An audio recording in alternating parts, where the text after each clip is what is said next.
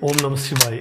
मेरे शिव चैनल पर आप सबका स्वागत है। सबसे पहले तो आप सभी शिव भक्तों के चरणों में मेरा प्रणाम। पूरे विश्व को हिंदू नववर्ष की हार्दिक शुभकामनाएं और शक्ति के महापर्व चैत्र नवरात्र की हार्दिक शुभकामनाएं।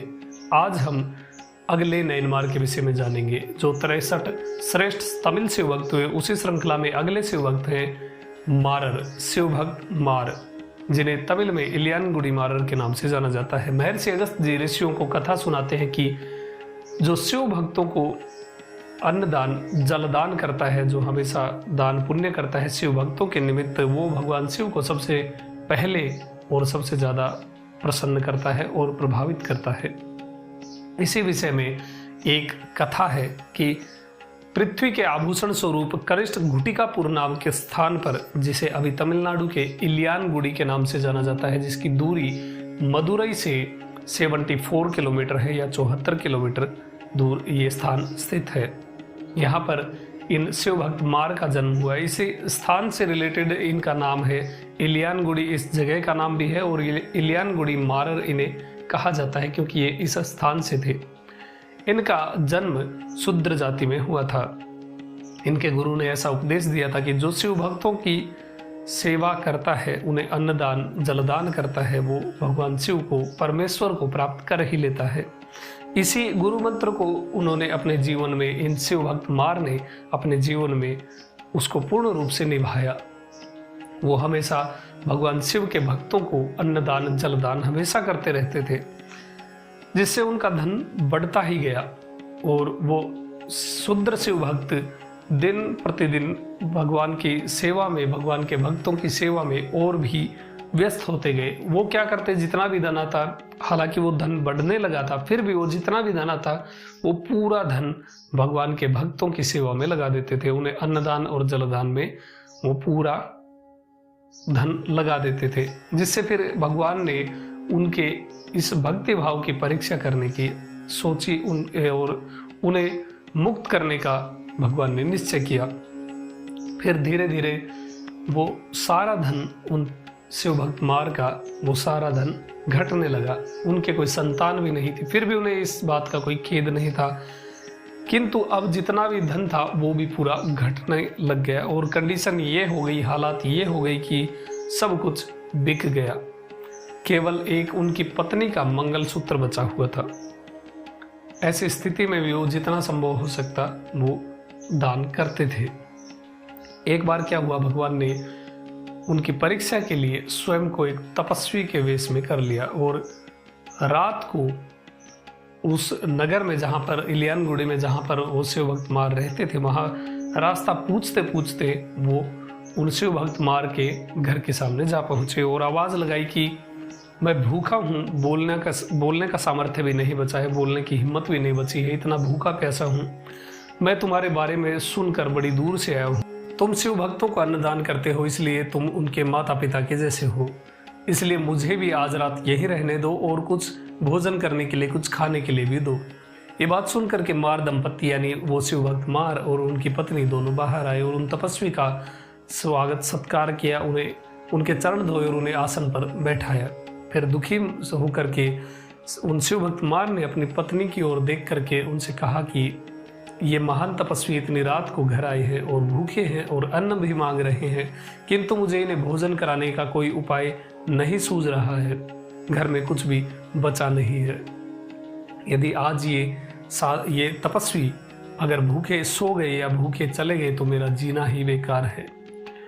प्रभु ऐसा गरीब किसी को भी ना बनाए जिसके घर से तपस्वी बिना अन्न ग्रहण किए वापस लौट जाए या भूखा चला जाए।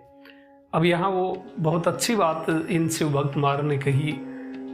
यहाँ हमारे उत्तर भारत में भी ये कहावत चलती है कि प्रभु इतना दीजिए जामे कुटुंब समाए, मैं भी भूखा ना रहूं और संत भी भूखा ना जाए। इसलिए धन बहुत आवश्यक है, जीवन में बहुत ज़्यादा महत्व है। आप धर्म कार्य भी जब ही कर पाते हैं जब आपके पास पर्याप्त धन होता है। तब उन्होंने कहा कि अपनी पत्नी से शिव भक्त मार ने कहा कि तुम हमेशा मेरे अनुकूल रही हो, तुम मेरे साथ थी, इसलिए मैं इतने लंबे समय तक शिव भक्तों को अन्नदान करता रहा।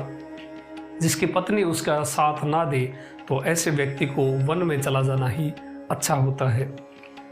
अब इस विपत्ति में अगर पति पर कोई विपत्ति आती है तो तत्काल में, आपातकाल में पत्नी ही शरण देने वाली होती है। इसलिए इस स्थिति से अब तू ही मुझे बचा।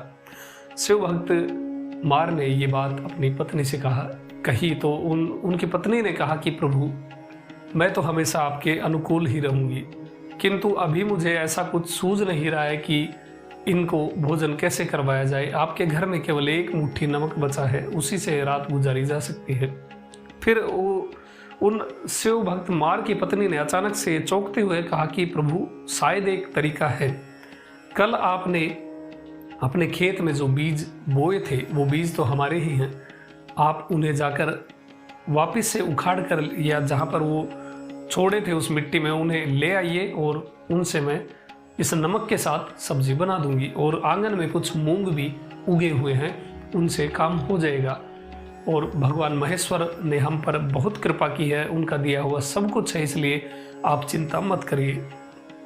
ये बात सुन करके वो शिव भक्त मार भी बहुत खुश हुए और बाहर निकल गए। रात बहुत ज़्यादा अंधेरी थी और तेज़ बारिश हो रही थी, फिर भी वो रास्ता ढूंढते ढूंढते खेत में जा पहुँचे और कीचड़ से वो बीज निकाल कर वो एक पत्ते पर रख के समेट के वो घर के लिए चल पड़े। इधर जब तक शिव भक्त मार घर पहुँचे तब तक उनकी पत्नी ने वो जो आंगन में मूंग उगे हुए थे थोड़े बहुत, उनको नमक के साथ मिला करके अच्छी सी सब्जी तैयार कर दी।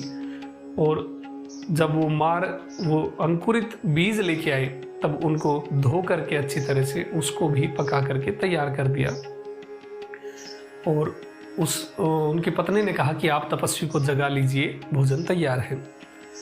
शिव भक्त मार ने खुश होकर के आवाज लगाई कि तपस्वी उठिए, भोजन तैयार हो गया है। आप शायद बहुत ज्यादा थक गए हैं जो अब तक लेटे हुए हैं, आप जल्दी कीजिए, भोजन तैयार। इस प्रकार पुकारते हुए जब उन शिव भक्त मार ने उस स्थान पर देखा जहां पर वो तपस्वी लेटे हुए थे तो तपस्वी दिखे ही नहीं। दिखे कौन? नंदी पर आरूढ़ देवों के देव, समस्त ब्रह्मांड के अधिपति, जिनके भ्रकुटी विलास मात्र से ही अनंत कोटि ब्रह्मांडों का सर्जन, पालन और संहार हो जाता है, ऐसे वो परमेश्वर भगवान शिव और उनके वाम भाग में विराजित थी माँ आदिशक्ति, माँ पार्वती। इस प्रकार उन शिव भक्त मार और उनकी पत्नी को भगवान के दर्शन हुए। भगवान के दर्शन करके वो दोनों प्रेम से, खुशी से रोने लग गए और दोनों ने भगवान के चरण पकड़ लिए। तब भगवान ने उन्हें आशीर्वाद दिया और मोक्ष प्रदान किया।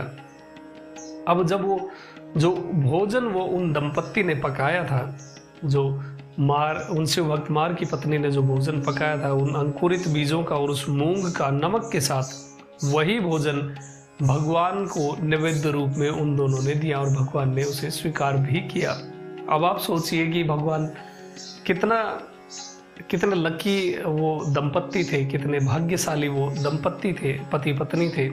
सोचिए भगवान आपके सामने आपने जो भोजन बनाया है वो भोजन भगवान स्वीकार कर रहे हैं, खा रहे हैं, और आप जब उनसे पूछे कि भगवान और लेंगे, क्या सौभाग्य उनका था।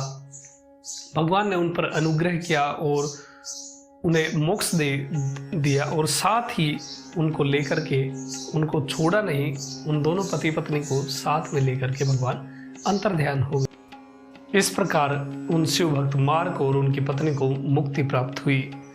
अब सुंदर ने जो इनके विषय में जो कविता, जो पद या देवारम या तेवारम जो गाया है वो मैं आपको PDF दे रहा हूँ, लिंक डिस्क्रिप्शन में है, वहाँ से आप जाकर डाउनलोड कर सकते हैं। हिंदी रूपांतरण में वो कविता या वो तेवारम वहाँ उपलब्ध है, आप उसे पढ़ सकते हैं, जिसमें पद्य के द्वारा या कविता या पोएम के द्वारा सुंदर ने इनकी पूरी कहानी एक कविता के माध्यम से बताई है।